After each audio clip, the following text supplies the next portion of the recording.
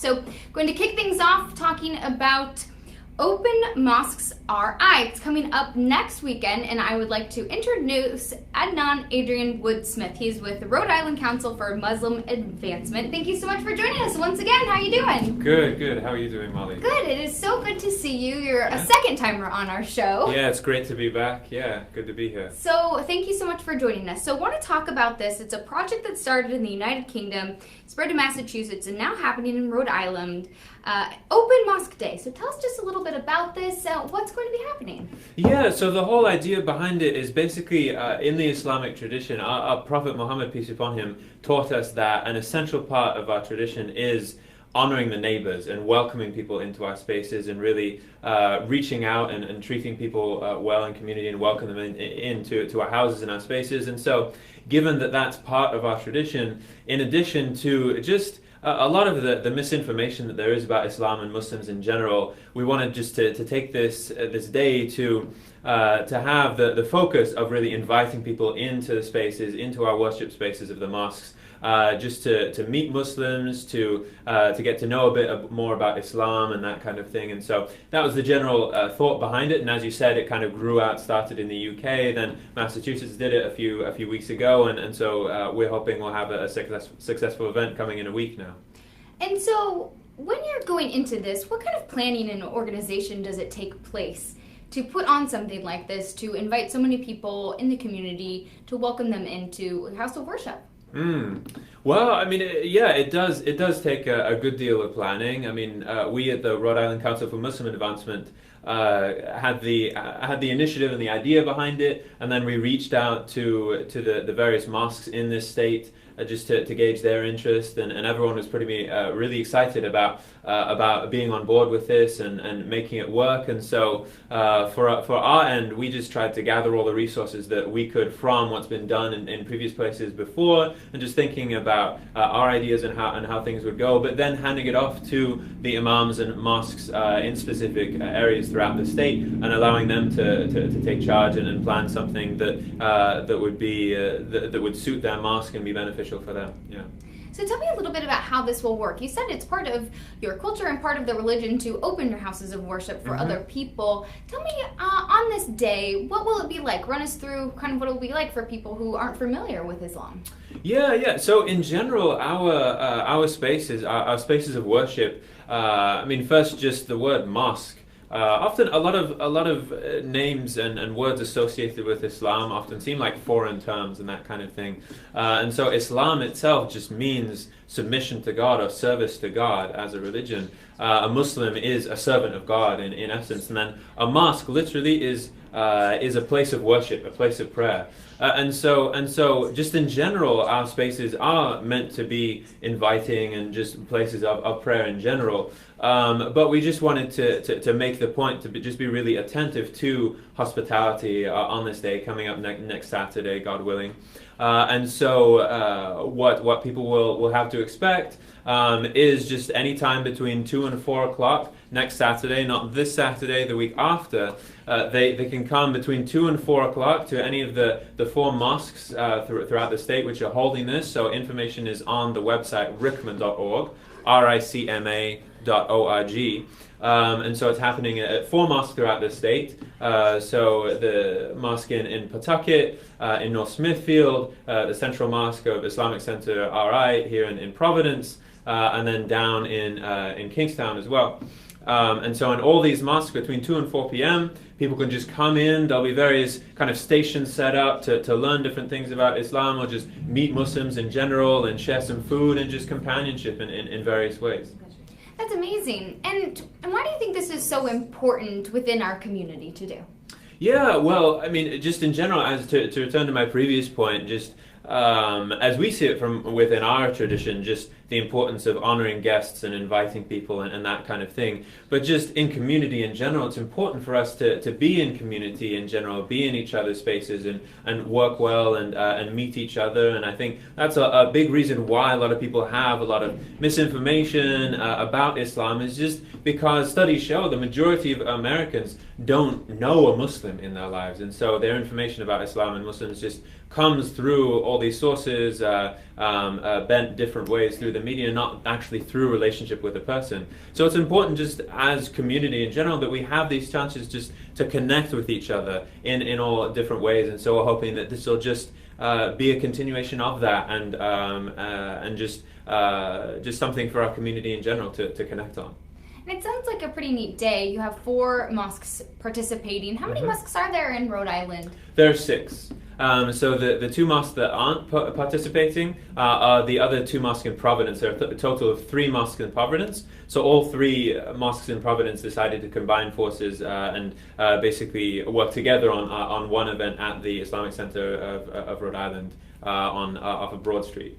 Was there any hesitation opening up your doors to the general public about any fear of retaliation or any worries that people might be under threat? You know, there is a legitimate concern. I mean,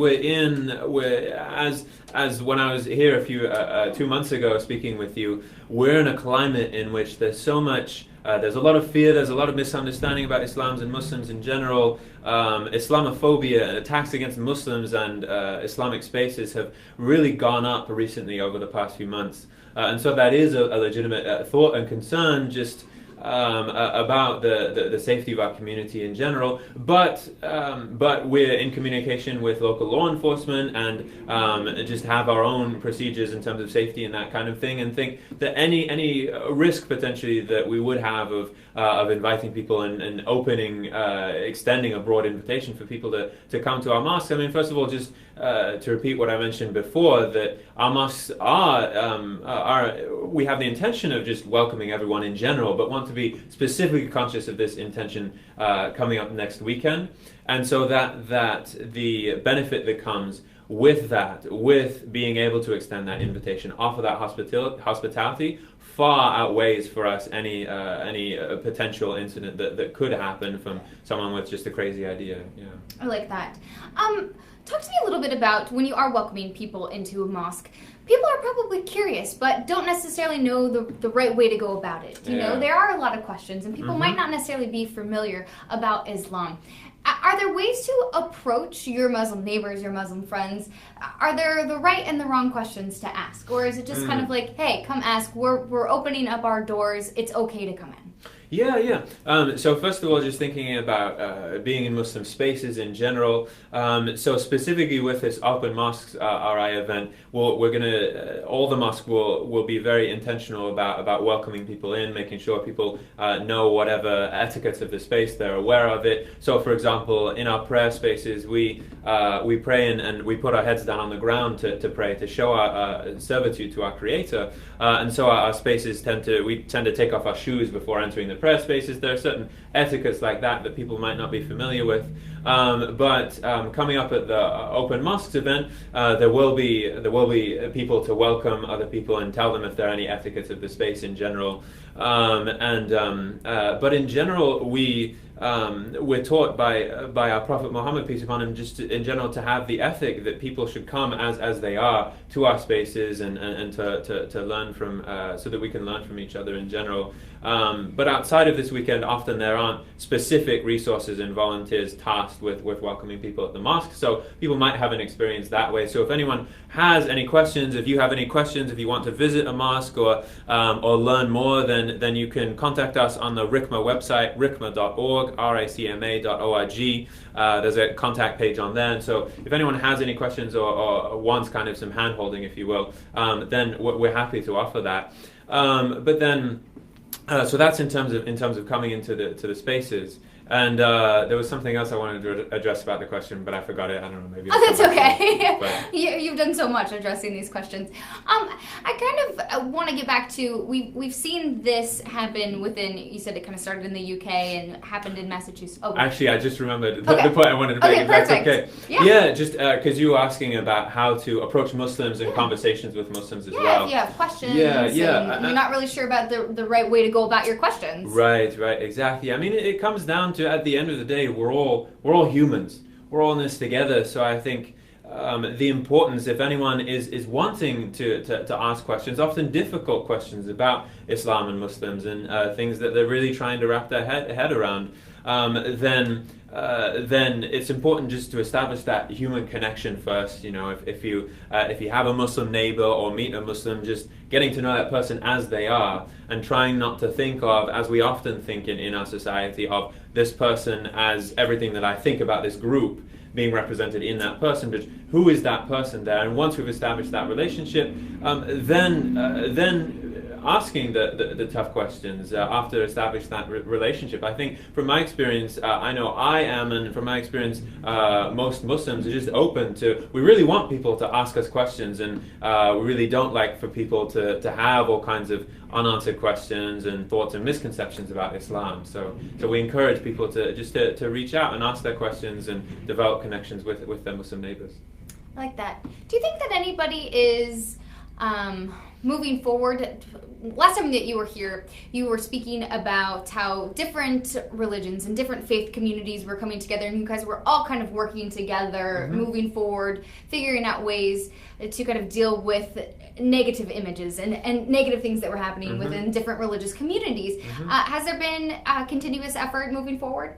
Yeah, I mean, first of all, not just different religious communities, but in general, I think in this climate, many different communities, different racial communities, and undocumented, and like the LGBTQ community, various different communities are feeling kind of targeted in this environment right now. And so one thing that's happening is, with many of us communities who are feeling targeted in some way, coming together and trying to be there and support each other in different ways. And so not just religious, but all kinds of different communities, and so there are rallies that happen, or meetings of how to work together and protect each other in community. Just a week and a half ago, there was a May Day parade that many of us across different communities were involved in, to raise awareness about many issues, specifically about the underprivileged and people who undocumented workers and that kind of thing. And so, yeah, many ways in which we're coming together. Yeah. I like that. So this is happening on May 20th. If you are interested, mosques across the state of Rhode Island opening their doors from 2 to 4 p.m. If you are interested, definitely recommend people checking it out, asking questions as well. Really neat opportunity. What else does RICMA have going on? There's always seems to be lots of events happening. Well, this is the main thing for this month. In terms of events coming up, the sacred month of Ramadan is actually coming up for us, so that tends to be kind of an internal time for us, internal time of reflection, as well as for our communities. So we don't kind of have many specific events that we're coordinating coming up, but if you go to ricma.org, you'll see on there both a community calendar and a place to sign up for a weekly newsletter that has, every week that goes out, we have a newsletter for friends and allies of the Muslim community. If you want to know what's going on, how can people be supportive of the talks on Islam, intros to Islam, also ways in which the Muslim community is coming together with solidarity with other communities, then that's all in that newsletter, as well as on the community calendar. So the best resource for that is our website, ricma.org, or as well as the Facebook page.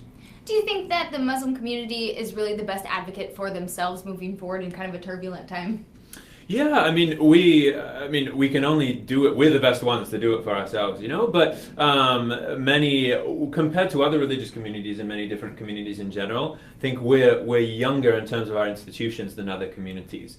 So I look at, for example, the Catholic community and Unitarian Universalist and various other communities that have a really robust community structures and institutions to be there both for people in their community and really serving humanity in general. And so we as the Muslim community, I think we're playing catch up in many different ways, but our institutions are happening. That we're getting things done. We're working on it, and so things are happening. Yeah.